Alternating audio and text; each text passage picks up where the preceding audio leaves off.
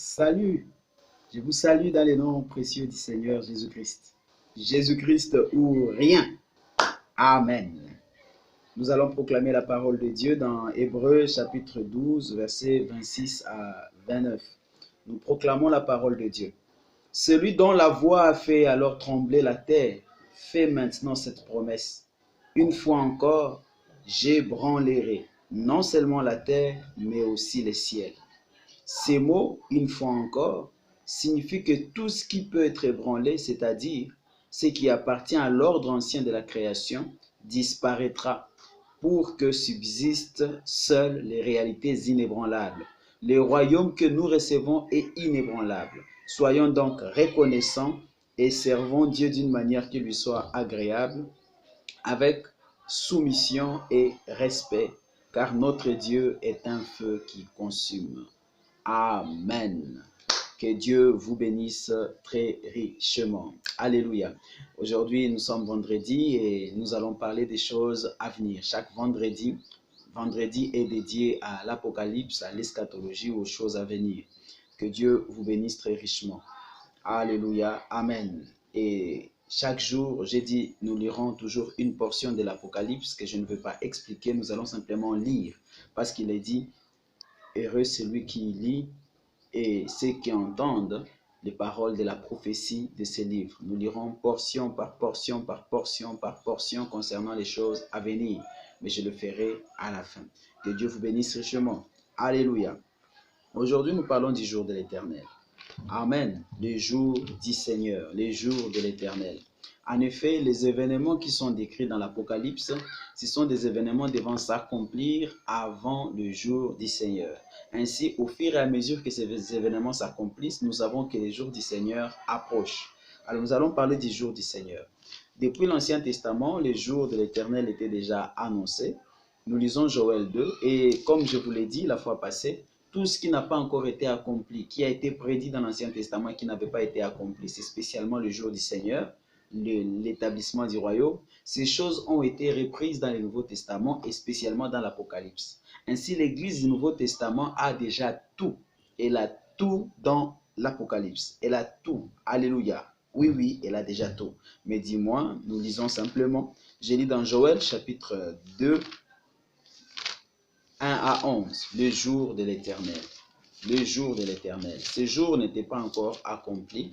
Il fut prédit. Quand le Seigneur Jésus était venu la première fois, les Juifs, et le peuple de Dieu, et même les disciples spécialement, ils ont pensé que le Seigneur était venu pour rétablir son royaume sur la terre. Et pourtant, il fallait d'abord qu'il meure, qu'il soit rejeté, qu'il ressuscite bien sûr, et que l'évangile du royaume soit prêché jusqu'à ce que la totalité des élus de Dieu, de ceux dont les noms sont inscrits dans les livres des vies, soient sauvés. C'est alors que le Seigneur reviendra. Et en attendant, il y a des événements qui devaient s'accomplir. Amen. Nous lisons Joël 2, 1 à 11. Sonnez du cor ou de la trompette dans les murs de Sion, donc à Jérusalem. Donnez l'alarme sur ma sainte montagne. Tremblez, vous tous, habitants du pays, car il arrive le jour de l'Éternel. Vous allez remarquer que ce jour, c'est au singulier. C'est un jour. Il est appelé un jour. Un jour, et ce jour-là, c'est un jour de 24 heures. Ce n'est pas un jour de 1000 ans, ce n'est pas un jour symbolique pouvant typifier une année, mais c'est un jour de 24 heures. Il est tout proche. C'est un jour de ténèbres, un jour d'obscurité. C'est un jour de nuages et des nuées épaisses. Comme l'aurore qui se répand sur les montagnes, voici un peuple très nombreux et puissant. Il n'y en a pas eu de semblable par le passé et après lui, il n'y en aura plus jamais dans les générations les plus lointaines. Un feu dévore devant lui et la flamme consume derrière lui. Avant qu'il ne le foule, le pays s'étendait comme un jardin d'Éden, mais après son passage, ce n'est plus qu'un affreux désert tout entier dévasté. Non, rien ne lui échappe. On dirait, et à le voir, des chevaux qui s'élancent, comme des chevaux d'attelage, ils courent. Les voilà qui bondissent dans un fracas semblable à celui des chars cahotant au sommet des montagnes. C'est le crépitement d'une flamme de feu et qui dévore le chaume. Et c'est comme un peuple puissant en ordre de bataille. Et à cause de lui, le peuple sont saisis d'angoisse. Tous les visages pâlissent de frayeur. Le voilà qui se précipitent comme des vrais guerriers et comme des soldats. Ils escaladent la muraille. Chacun va son chemin sans dévier de sa route. Oui, sans se bousculer les uns les autres, ils vont chacun sur son chemin et ils se ruent à travers les projectiles. Rien n'interrompt leur marche. Dans la ville, ils se précipitent, ils courent sur les murs, ils escaladent les maisons, passent par les fenêtres, tout comme des voleurs. La terre tremble devant eux, le ciel est ébranlé. Le soleil et la lune sont plongés dans l'obscurité. Les astres perdent leur éclat. Remarquez cela en ce jour-là. Tandis que l'Éternel fait retentir sa voix, on nous dit que le soleil et la lune vont perdre leur éclat. Tandis que l'Éternel fait retentir sa voix en tête de ses troupes, son camp est tellement nombreux et il est si puissant, celui qui exécute sa parole. Les jours de l'Éternel est grand et terrible à l'extrême. Qui pourra l'endurer? Qui pourra soutenir ces jours-là? Ce sera un jour terrible. Amos nous dit, Amos 9, verset 5, que ce sera Amos 9, verset 5, il est écrit, « L'Éternel, le Seigneur des armées célestes, touche la terre, et elle tremble. Et tous ses habitants sont frappés par les deuils.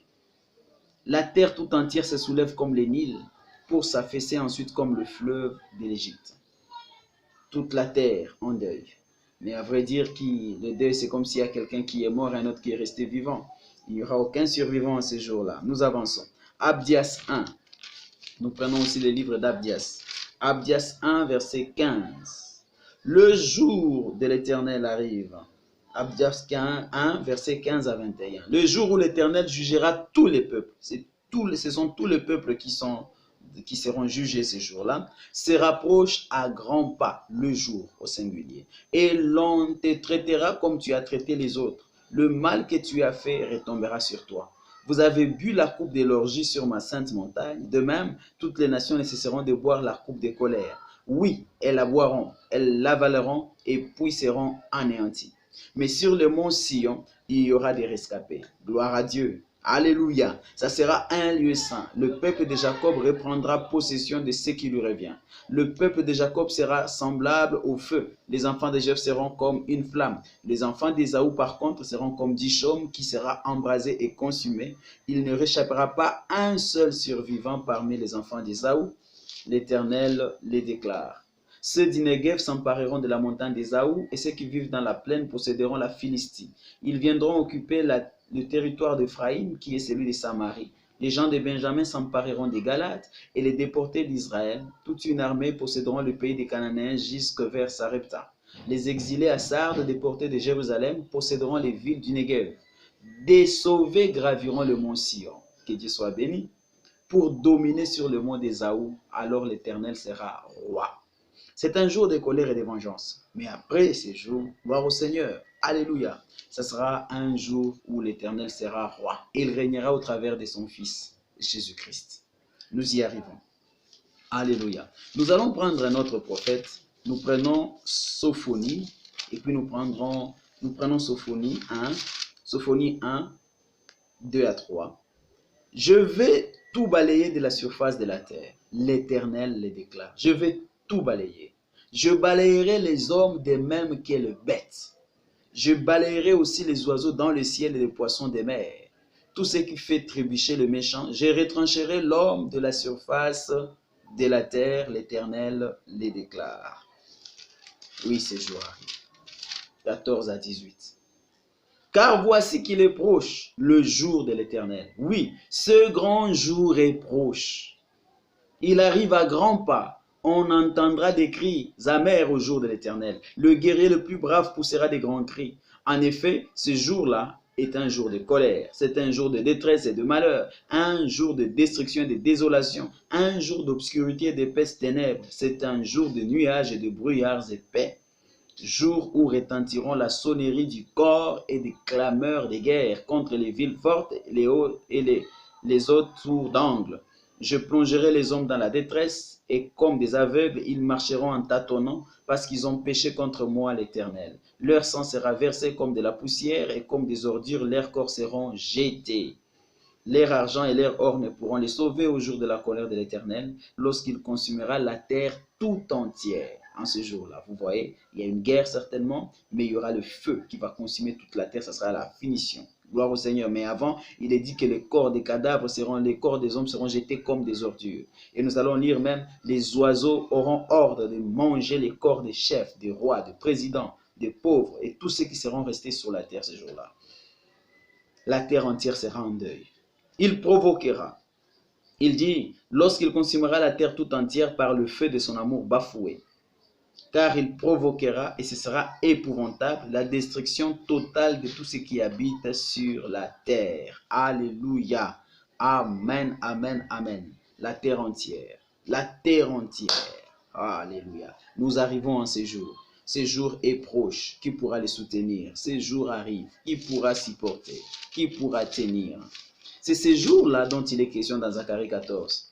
Quand j'étais là-bas, de l'autre côté, on nous disait que cette écriture était déjà accomplie dans le ministère d'un homme. Mais c'est faux. Ce jour n'est pas encore accompli. Zacharie 14, 6 à 7 n'est pas encore accompli. Quand ils lisent Zacharie 14, écoutez ce qu'ils disent, 6 à 7. En ce jour-là, il n'y aura plus de luminaire. On parle d'un jour. Plus de froid, plus de gel. Ce jour sera unique. Il est connu de l'Éternel. Il n'y aura ni jour ni nuit. Et même le soir, la lumière brillera. Ils prennent cette écriture pour dire que ces jours, c'est presque les 1000 ans, c'est l'âge des ténèbres qu'il y a eu pendant les 2000 ans, mais que vers le soir, la lumière paraîtrait. Eh bien, cette interprétation est une extrapolation de la prophétie. Prenez d'abord l'écriture telle qu'elle est, vous allez voir. Regardez, continuez, il ne faut pas s'arrêter là-bas en plein milieu. Le verset 8. En ce jour-là, des eaux vives jailliront de Jérusalem et couleront. Vous voyez, c'est un jour, mais spécialement, le terrain où les choses vont s'accomplir, c'est à Jérusalem. En ce jour-là, des eaux vives jailliront de Jérusalem et couleront moitié vers la mer morte et moitié vers la Méditerranée. Il en sera ainsi l'été comme l'hiver. On parle d'un jour. Un jour. Il ne s'agit pas d'un jour de 1000 ans. Ce n'est pas 1000 ans, c'est un jour de 24 heures. En ce jour-là, verset 9, l'Éternel sera roi de toute la terre. En ce jour-là. Permettez-moi, recommencer par le verset premier, vous allez voir. Zacharie 14, commencez par 1. Voici venir le jour de l'Éternel. Le jour dont il est question dans le verset 6, 7 en descendant, c'est à partir du premier verset, le jour de l'Éternel. C'est le même jour que tous les autres prophètes ont annoncé, tout ce que je viens de lire là. Voici venir le jour de l'Éternel, où l'on partagera dans tes murs même le butin près chez toi. J'assemblerai alors l'ensemble des nations devant Jérusalem pour la combattre. C'est le combat final. Au fait, c'est la guerre d'Armageddon, si vous le voulez. Voilà, ce jour-là. La ville sera prise, les maisons saccagées et les femmes violées. La moitié de la ville partira en exil, mais le reste du peuple ne sera pas éliminé de la ville. La ville dont il est question ici, c'est Jérusalem. Puis l'Éternel viendra combattre ces nations comme il le fait quand il combat au jour de la bataille. Premièrement, il y aura rassemblement des nations, certainement. Mais Dieu s'élèvera au soir, c'est vrai. En ce jour-là, il posera ses pieds sur le mont des Oliviers près de Jérusalem, du côté du Levant. Le mont des Oliviers s'effondra d'est en ouest en deux parties. Une immense vallée se creusera entre les deux. Une moitié du mont reculera au nord, l'autre moitié au sud. Oh là là. Autrefois, on était dans une école où on spiritualisait tout, on cherche la compréhension et l'interprétation. Il n'y a aucune interprétation, mes bien-aimés. La parole de Dieu, c'est qu'elle dit, c'est ce qui s'accomplit. C'est par l'accomplissement des coronavirus que Dieu m'a ôté ce voile-là. De voir finalement les Écritures telles qu'elles sont. Il y a de ces choses, ceci s'accomplira littéralement. Ce qui est en train d'être annoncé là s'accomplira textuellement ainsi ce jour-là, au jour de l'Éternel. Et la vallée de mes montagnes sera comblée car elle s'étendra jusqu'à Hatzal. Elle sera comblée ce jour-là comme elle a été comblée lors du tremblement de terre au temps d'Ozias, roi de Juda. Puis l'Éternel, mon Dieu, viendra avec tous les saints anges. Alléluia. Puis l'Éternel viendra. Vous voyez? Alléluia, avec tous les saints anges. Et nous savons que ce jour-là, l'Éternel viendra en son Fils Jésus-Christ. Alléluia, que son nom soit béni. En ce jour-là, verset 6, il n'y aura plus de luminaire, plus de froid, plus de gel.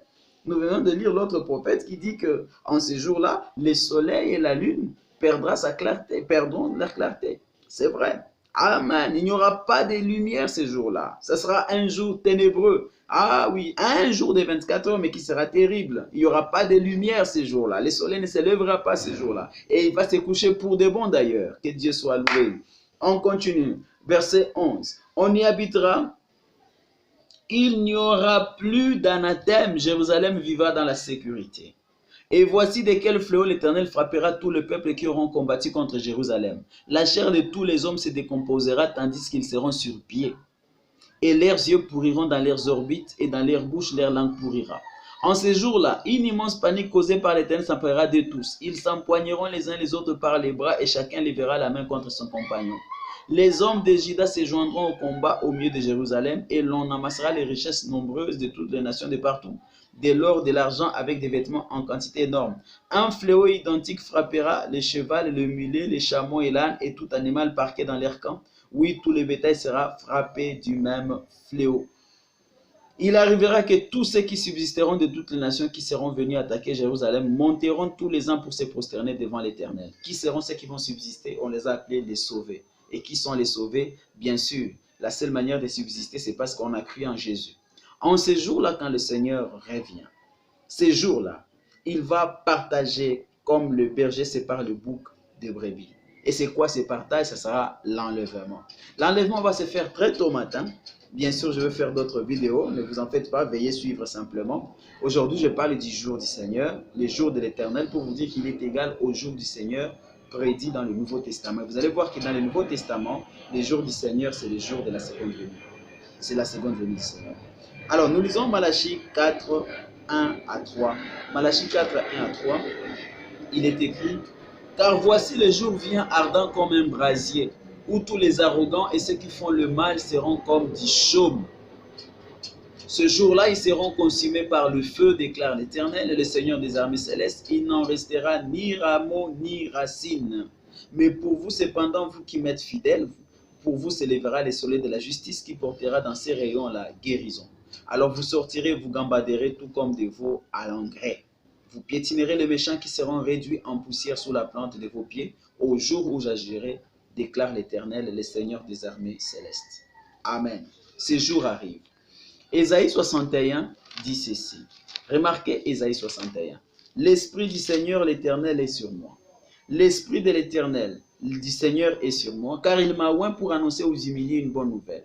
Oui, il m'a envoyé afin de panser ceux qui ont le cœur brisé, d'annoncer aux captifs leur délivrance et à ceux qui sont prisonniers leur mise en liberté, afin de proclamer l'année de la faveur de l'Éternel, l'année de grâce, et un jour de rétribution pour notre Dieu, un jour de vengeance. Une année de grâce, un jour de vengeance. Les bontés de l'Éternel durent toujours, mais sa colère ne dure qu'un instant. Un jour de vengeance. Ça sera terrible ce jour-là. Ce jour arrive. Je tape les mains parce qu'en ce jour-là, il y a ceux qui seront sauvés. Gloire au Seigneur. Merci Seigneur. Alléluia. On a mal interprété les Écritures pendant longtemps, produisant l'enlèvement avant ce jour. Alors il y a 3 venues. Ils enseignent 3 venues. Jésus est venu la première fois mourir pour nous. Il vient la seconde fois enlever l'église. On dit le départ soudain secret de l'église. Et la troisième fois, ils disent il revient pour régner. 3 venues, ce n'est pas biblique. C'est l'enseignement de Darby. Darby qui a fait l'interprète de la Bible, Darby. Et c'est l'enseignement d'autres enseignants. Et William Branham avait pris les mêmes enseignements pour les relayer. Malheureusement, ce n'est pas le plan biblique. La Bible parle de un jour devant. Le Seigneur vient 2 fois. Il était venu pour annoncer une année de grâce et il viendra pour annoncer un jour de vengeance. Amen. Alors, allons-y dans le Nouveau Testament. Dans le Nouveau Testament, vous allez voir qu'il est parlé du jour du Seigneur. Le jour du Seigneur. 1 Thessaloniciens 5. 1 Thessaloniciens 5. Voyons d'autres choses qui vont s'accomplir pendant ces mêmes jours. 1 Thessaloniciens 5, écoutez, 1 à 6. Quant à l'époque et au moment de ces événements, quels événements? Ils sont cités dans 1 Thessaloniciens 4, nous allons y revenir. Vous n'avez pas besoin, frères, qu'on vous écrive à ces sujets. Vous savez fort bien vous-même que le jour du Seigneur, au singulier, un jour, viendra de façon aussi inattendue qu'un voleur en pleine nuit. Ce jour-là viendra comme un voleur. Mais qu'est-ce que cela veut dire? On continue. Lorsque les gens diront maintenant règne la paix, maintenant nous sommes en sécurité. Oui, parce qu'il y aura un règne mondial qui aura fait 3 ans et demi et 42 mois. Et les gens vont dire il y a la paix. Alors précisément, la ruine fondra subitement sur eux. La ruine, la destruction. Comme les douleurs saisissent la femme enceinte et aucun n'échappera. Voilà pourquoi c'est comme un jour, c'est comme un voleur pendant la nuit. C'est pour les gens de ce monde. Mais vous, mes frères, vous n'êtes pas dans les ténèbres pour que le jour du Seigneur vous surprenne comme un voleur. Non. Les chrétiens sont avisés. Voilà pourquoi l'Apocalypse est là. Nous allons voir au fur et à mesure que nous voyons les événements s'accomplir. Nous savons que nous nous approchons de la venue du Seigneur.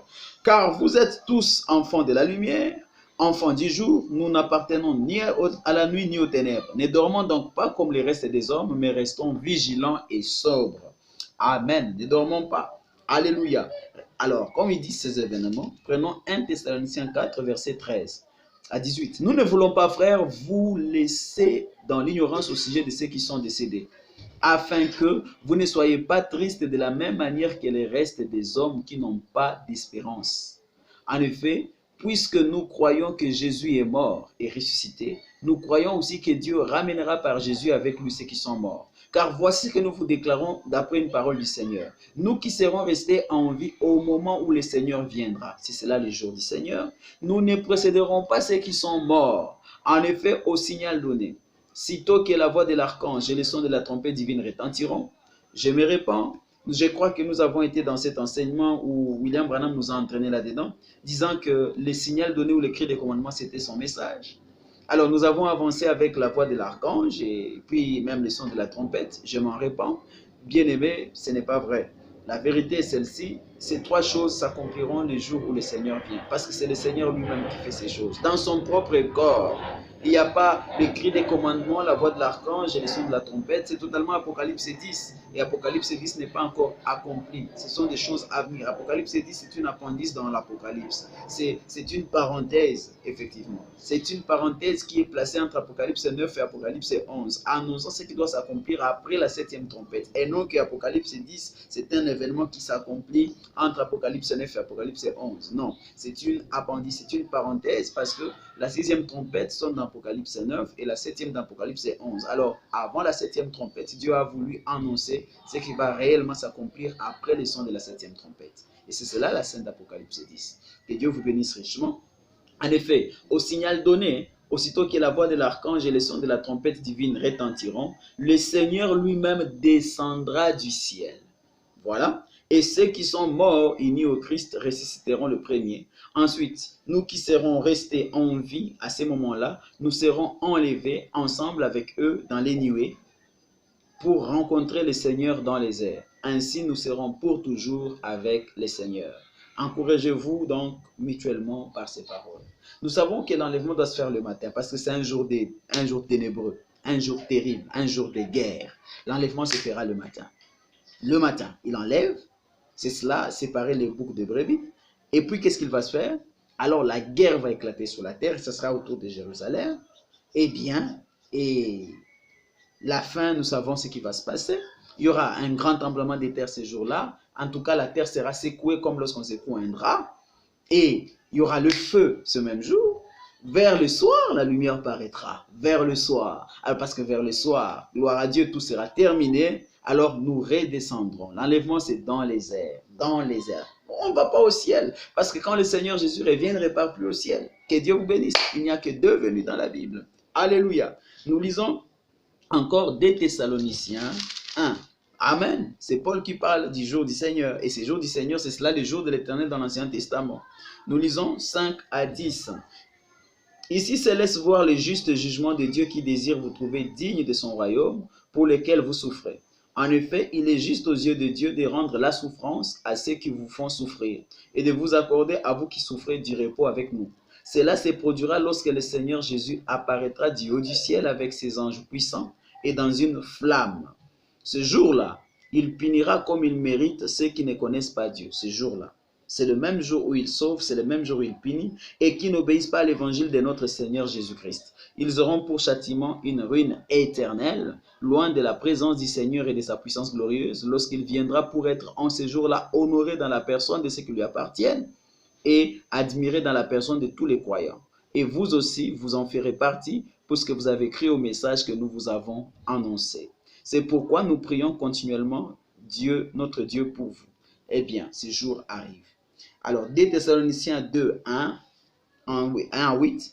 Au sujet de la venue de notre Seigneur Jésus-Christ et de notre rassemblement auprès de lui, nous vous le demandons, frères, ne vous laissez pas si facilement ébranler dans votre bon sens, ni troubler par une révélation, un message ou une lettre qu'on nous attribuerait qui prétendrait que les jours du Seigneur seraient déjà là. C'est quoi les jours du Seigneur? C'est les jours où le Seigneur vient, la venue du Seigneur, donc la seconde venue.